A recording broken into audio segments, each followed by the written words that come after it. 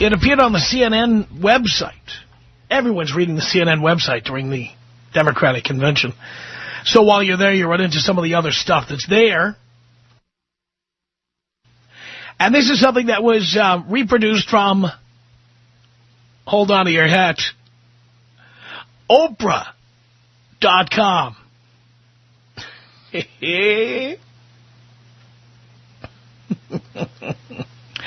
is written by someone named Ellen Teen. She writes, I contemplate divorce every day. It tugs on my sleeve each morning when my husband Will greets me in his chipper, smug, morning person voice. Because after 16 years of waking up together, he still hasn't quite pieced out that I'm not that viable before 10 a.m.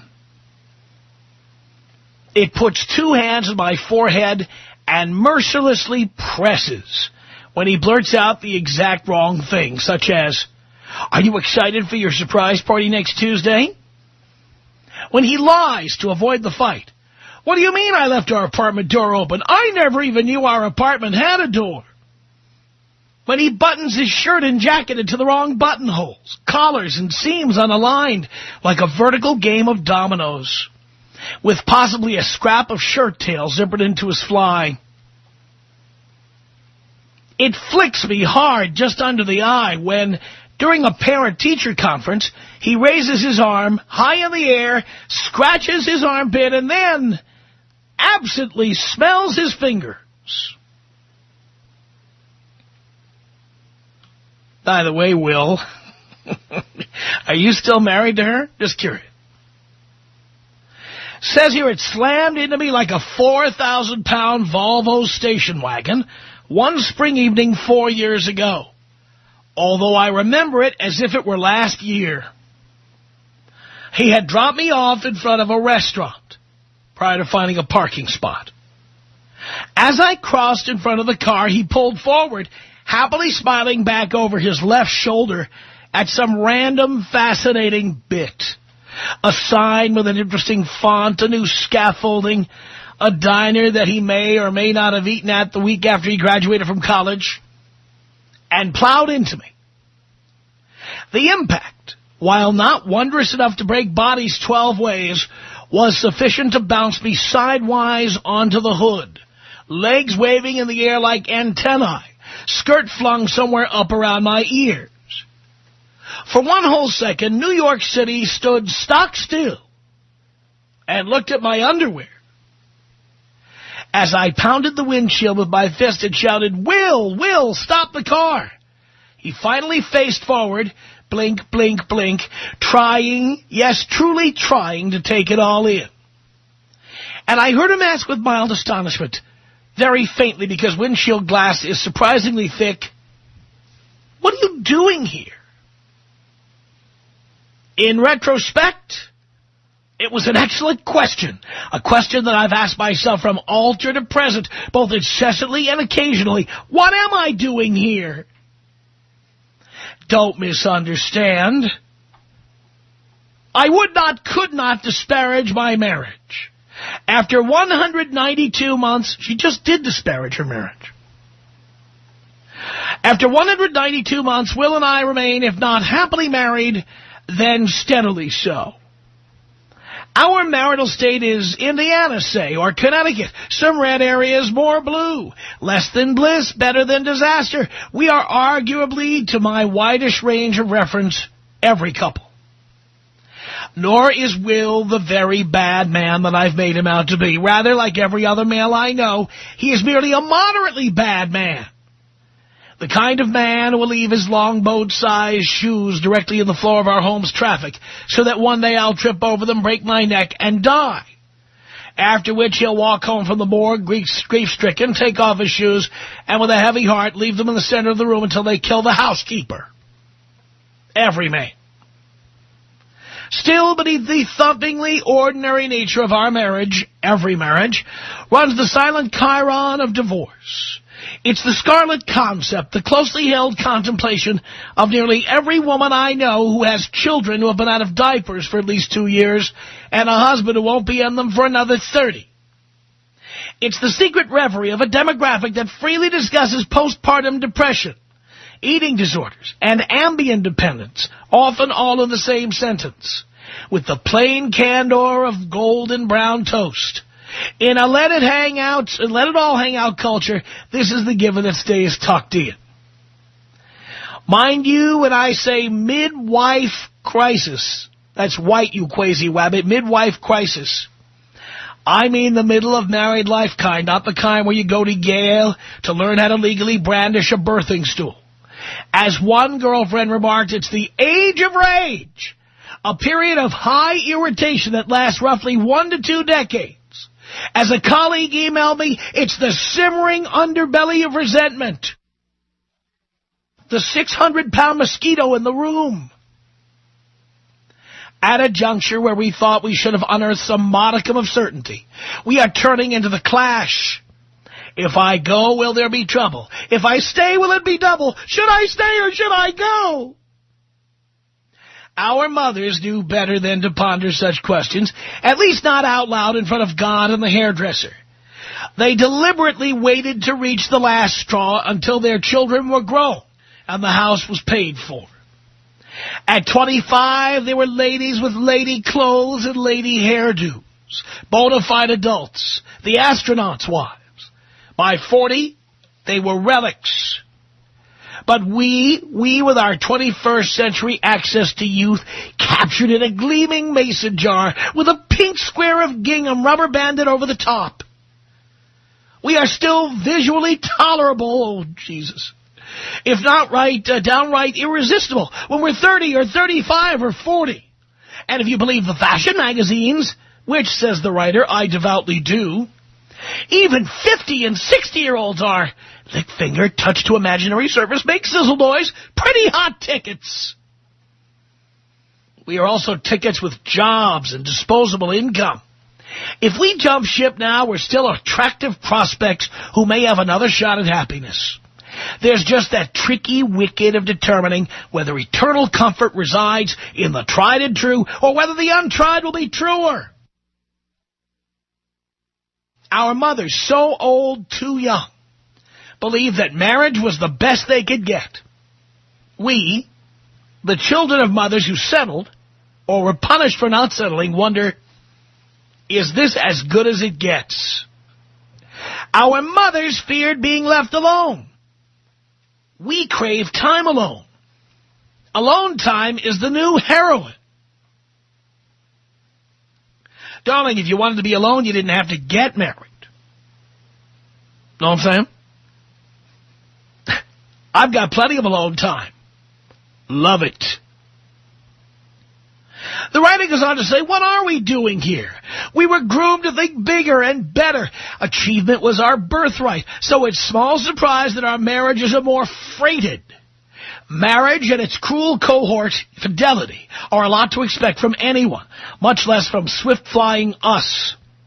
Would we agree to wear the same eyeshadow or eat in the same restaurant every day for a lifetime? Nay, cry the villagers. The echo answers nay. We believe in our superhood. We count on it. Again, darling, who insisted on getting married and having a monogamous relationship? Not a man. So did our feminist foremothers set us up for failure? Or were they just trying to empower us so that we wouldn't buy into the notion of having to be a better half? Either way, many of us semi-bought into it. As the tail end of the baby boomers, mavericks of Gen X, we still had one foot in the good girl pond. Or at least the wet footprints leading out of it. In the beginning, we felt obliged to join the race to have it all. Being married was an integral part of the contest, and heaven forfend we should be disqualified. Flash forward to 10 years later, when we discovered that we can get it all. But whose harebrained scheme was this anyway? We can get jobs, get pregnant, get it done. We can try with varying levels of success to get sleep, get fit, get controlled, and get those important me moments where one keeps a journal with thought-provoking lists that go, I'm a woman first, a mother second, a laundress third. We get upset, we get over it. What we don't always get is why. My high-powered, high-earning friend discovers that her magnificently indolent husband has been having an affair with a coworker. She threatens to give him the hee-ho, demurs when he demands that she pay the rent on his new apartment, and decides to work it out. For now. Why? A woman I know, the stay-at-home wife of a mogul, a really nice mogul with multiple houses, a jet, a chef, the whole pizza pie, throws it all over, packs up her 2 young children, and leaves him in search of greater satisfaction. Why? I watch in frustration as my son desperately tries to talk to Will, that's the husband of the writer, in case you forgot, through a newspaper or computer screen or whatever other large flat surfaces fathers place between themselves and filial communication. And yet I know in my heart that I would be mightily hard-pressed to remove this father from his son's house. Why? Reasons and rationalizations abound and rebound. It doesn't matter whether the infractions are big or small. At a certain point, we stop asking why and we start asking how. How did it come to this? How much longer can I go on? When there are no hows left, the jig is up. I recently stood by as a clothing designer. A mother in her 40s announced to a group of women that she was divorcing her husband. The women's faces flickered with curiosity, support, recognition, and, could it be, yearning. Not a one of us suggested that she try harder to make it work. No voice murmured, what a shame. Because it isn't a shame.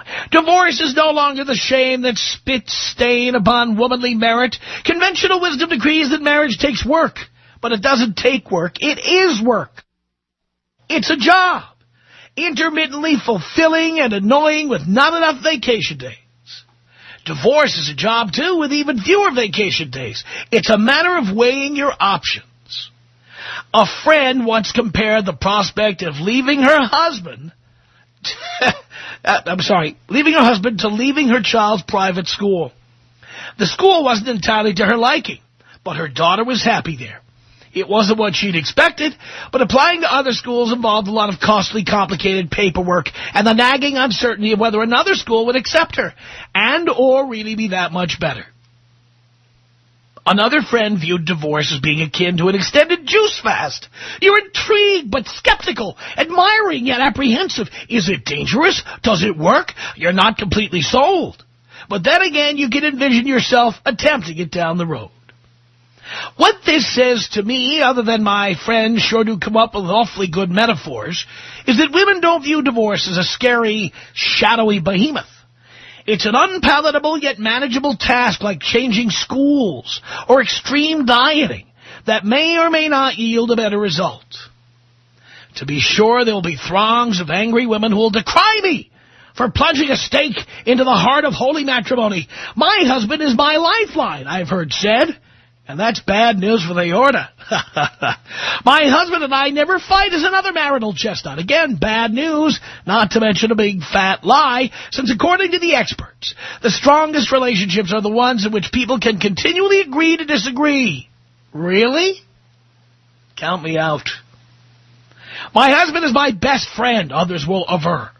No, your husband is not your best friend. Your best friend is your best friend. If your husband were your best friend, would that make your best friend the dog? What would that make your best friend the dog?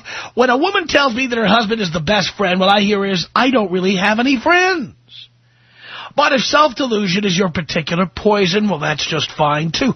Just make sure that when you phone your life order and you say, one self-delusion, please, as opposed to one perfect marriage. Fantasy, as we all know, doesn't deliver. Because in the end, that's basically what it's all about, getting your order right. One day comes down to choices, and it's finally dawning on the long-term wives of the world that divorce may be the last standing woman's right to choose. What about not getting married? Right, ladies? We can admit that our marriages aren't lambent lyrical ice dancing routines, and still decide to push on together to the final flying sit-spin. We also realize that divorce is an alternative that's fully within reach, be it now or later or never.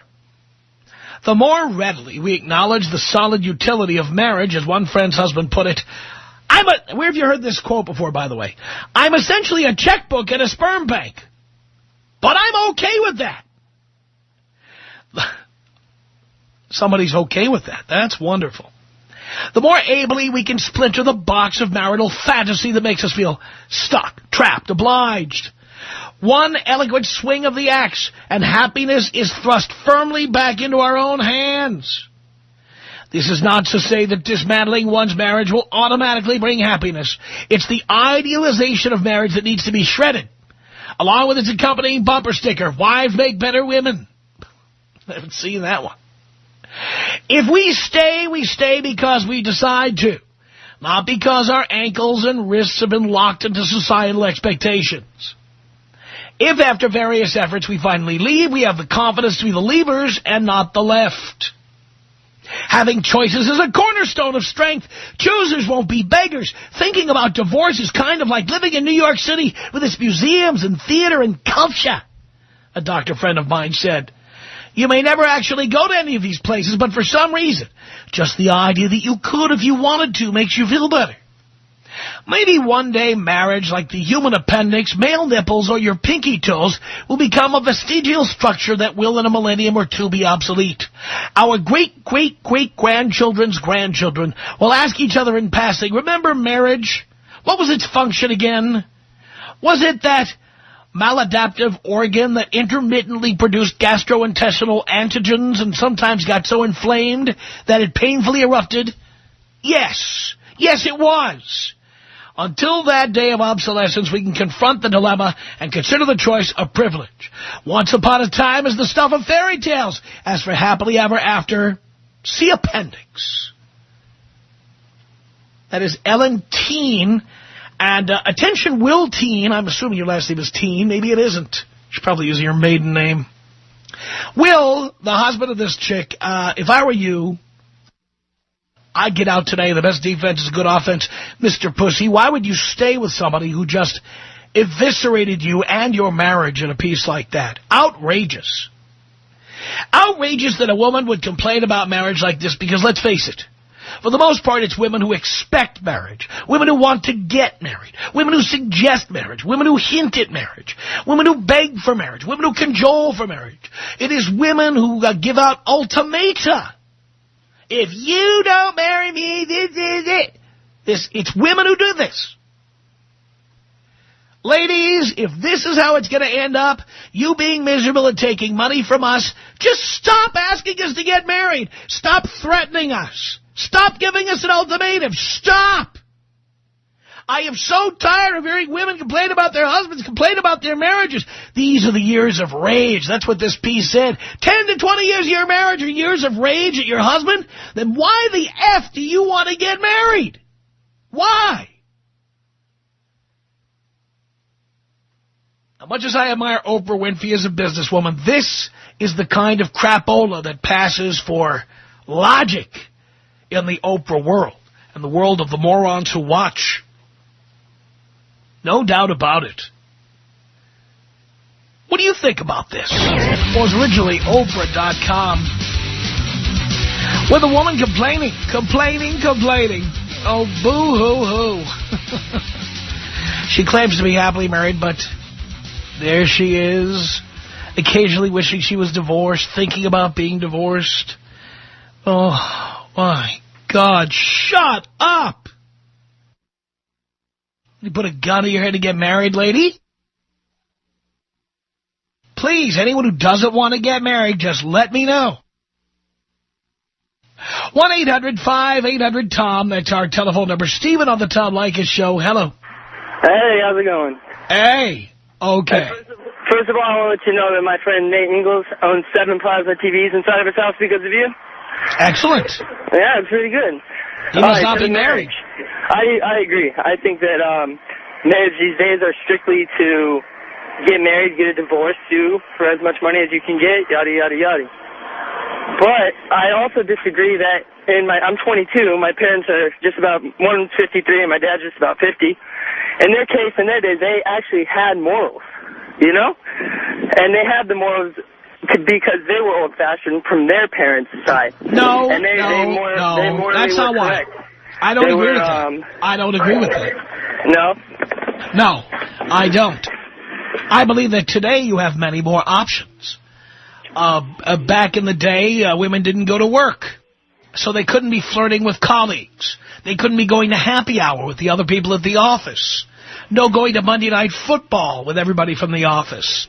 God bless Monday Night Football. In the days, back in the day, your mom or your grandmother didn't have email addresses or a Facebook account or a MySpace or 17 different email addresses or her own cell phone with her own phone number and her own voicemail with a passcode that nobody knew. I mean, that the people who cheat are the people who can. Right. But at the same time, to this day, she still doesn't have any of those things because she's so old-fashioned. I mean, you could call her Stone Age. She doesn't know how to use a computer or anything. How old is your mom by now? She's 54. How old? Only 54 years old. Only 54 years old. Well, I'm telling you, people who are 54 years old are much less likely to be using those things. And I agree. It's because she has no friends. Right. You know? But the sad part is my dad doesn't have friends either, and I see on his side, you know, that he doesn't get to go out and do things, watch Monday Night Football with the boys, and that's why I'm like, I'll never get married as well, you know? But for my mom's sake, and they raised a family and till death do them part with their family. And they have those morals, and they're convinced that that's what they want in life, and they're showing it 23 years of marriage. Well, we don't know until you're all grown up. Yeah, true. I agree. I mean, things could change, but hopefully they don't because I am thankful they're married. But I won't have kids, and I'm not going to get married because I see what they went through, and they've sacrificed putting me through college, buying me cars, lunch money that I, spent God knows what on, and I agree with you. It's a bad choice. But at the same exact time, I do believe that back in the day, before my parents, the generation before them, they had these morals coming out of World War II. I don't, by the way, again, you didn't have any options. Right, I agree, but that's because these morals were oppressed on you. And nowadays, morals are completely lost. I mean, there's more... No, but the point is, people stayed loyal because they were afraid of getting caught. Because it was looked down upon in society, are you saying? No, because they were afraid of getting caught. Caught what? Cheating.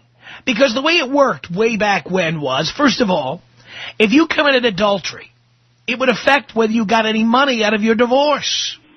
Yeah. So private investigators were hired to take pictures of your spouse, to follow them going in and out of hotels and motels and bars and wherever else they might go. Right. Right. That's actually new information to me, but now you say it makes perfect sense. Well, do you agree that, so you're saying there was no morals to start with? It was just fear?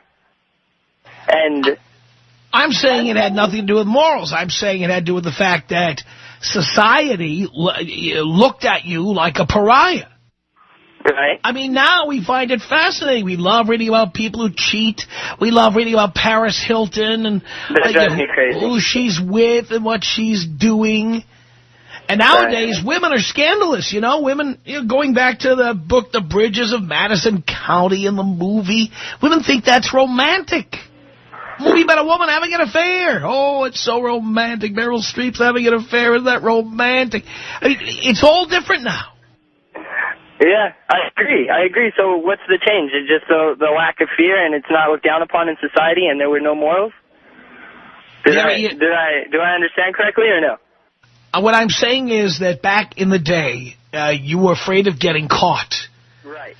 Fear, no? Yeah. Do you know when I was a kid, if someone in your high school got pregnant, they never told you. Right. If they got pregnant, they would suddenly say, they would say, well, Gail has to go live with her aunt for a few months. Right. And then when Gail would come back, she didn't have a baby. And the baby was probably put up for adoption. Nobody knew what happened. Now you have girls getting pregnant, walking around with their pregnant guts hanging out of the lowrider jeans. They have the baby. The high school provides a daycare center for them. Yeah, babies having babies. It's a problem. No? More than global warming, our problem is we're going to max out on our capacity in this world here. Well, the bottom line here is that I really get upset when women are complaining about marriage. Because let's face it, who puts a gun to our head to get married in the first place? Yeah. No, exactly. And the thing is, I question why they want to get married. Because, you know, I mean, I'm not going to drop any names, but I have friends right out of high school marrying fat, disgusting men that are just completely rich and get beaten and deal with it for the money because they have a Jaguar, you know? And it's ridiculous. It's absolutely ridiculous. So honestly, 75% of the women are gold diggers. Learn your lesson and get rich. I'm not going to learn my lesson. I already learned it. Good. Take me out of the bonger, Tom. I need to get back to work. That's the kind of stuff that really gets me pissed. Really gets me upset. God damn it. They beg, they plead, they cajole, they harass, they harangue. It's unbelievable what they do. And then after all of that, then they write columns in the Oprah magazine, the Oprah website, about how terrible things are. I mean, come on. Are you kidding me? You know what, ladies? If that's where you're going to end up, complaining about your lot in life, being married to a guy who doesn't know which soup spoon to use or doesn't have a button in his shirt, why bother us about getting married? Get a job, use artificial insemination, and be done with it. You know what I'm talking about? We'll take a break. We'll come back with more here on the Tom Leykis Show. Don't go anywhere. It's Monique on the Tom Leykis Show. Hello. Hey, Tom. I just wanted to agree with you. Like, the chicks are so stupid. It kills me that this woman can sit here and complain that her husband smells his armpit or jokes about leaving the door open. Yet, I bet you she didn't take the time to look at herself and think about all the stupid things she does that would piss him off. And probably didn't get married for the right things in the first place. I hate to say it. I don't hate to say it, actually. Marriage is for people who are religious. I understand, Tom, why you don't want to get married, because you don't believe in God, and that's perfectly acceptable for you.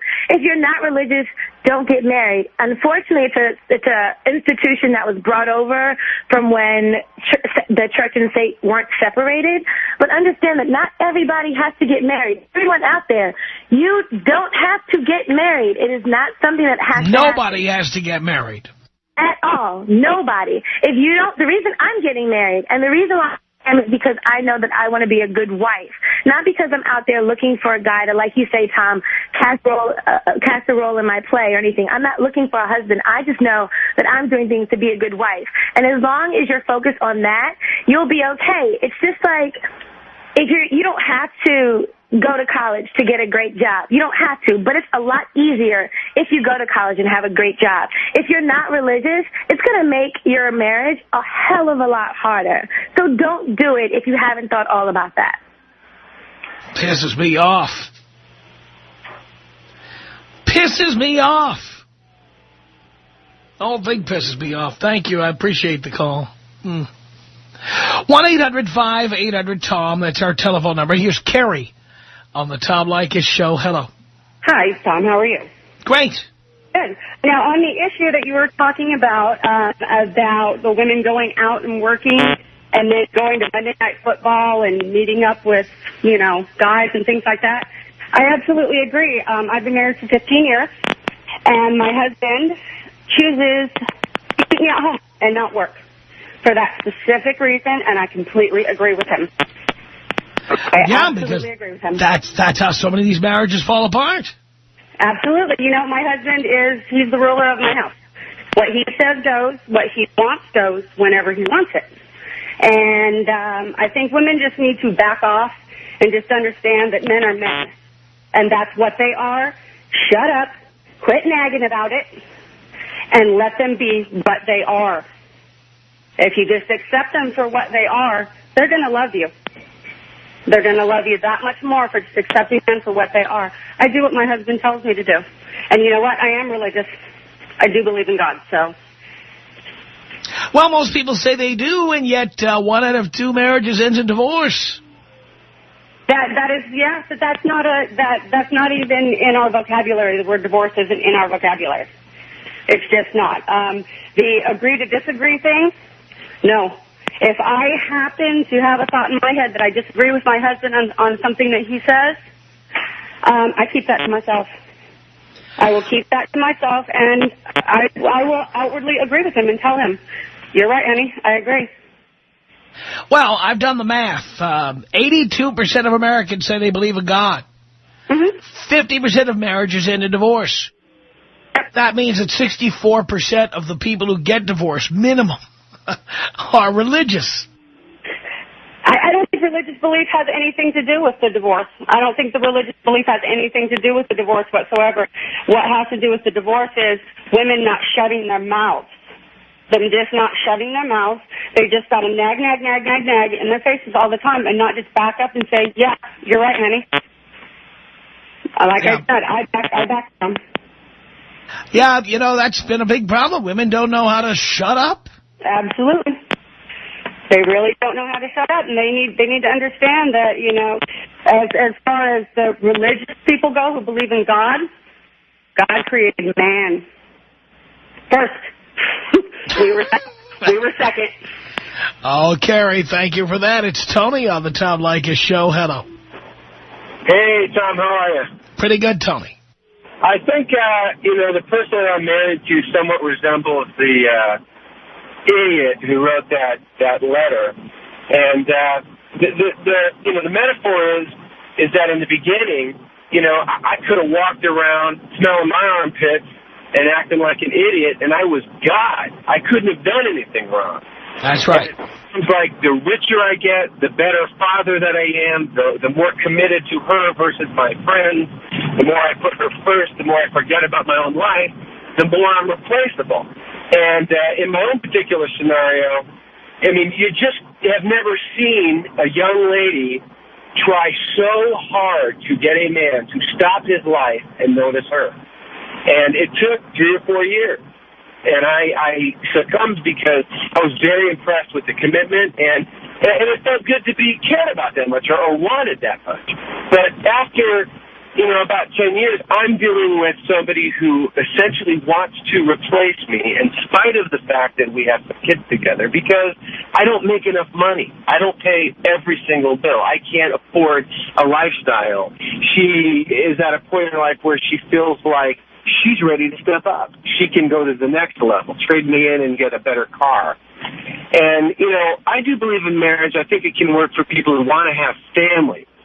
But it's like having a lawn, you know. If you want it to stay green, you got to water it. It takes work. And, you know, it's just, you know, listening to that lady's message, it was just emasculating and debilitating. And I felt so bad for the guy that she's married to, and this is something that's happening in a lot of the friendships that I have. I mean, why would he be there for another minute? Why would I? No, the guy that she's writing about, the husband. If I ever saw something like that written, I think I would be gone. In my case, I have some really amazing children, and I think that for me, I've always wanted to be a dad. It's the number one thing for me. That's my choice. But you know. I'm kind of fighting the fight right now. It's difficult. I do, you know, love my wife for some reason still. And I'm fighting that fight. And I don't know whether I'm winning or losing, but there's going to be a point where the reckoning comes and the truth is revealed. And, you know, the bottom line is you know, people with the type of value system that lady accentuated that note are just, there really is no pot at the end of the rainbow. They're never really going to be satisfied. They've created their own problems and want to sit there and complain about other people for just being them. It's ridiculous. And I see this at a really big level. I'm a 41-year-old guy. A lot of my friends who have wives that are provided for, nice houses, nice cars, nice neighborhoods, are dealing with this just type of, they're just not good enough. These women deserve something better. It's, and it's really disheartening because I come from a community of great fathers, of good husbands, of guys who are not out screwing around, and this is the mindset, the sex in the city. Desperate. By the way, this is the thanks you get for everything you've done. Oh, exactly. I am dealing with a lot more than most of the people who love me want me to deal with, and mostly for the sake of the kids.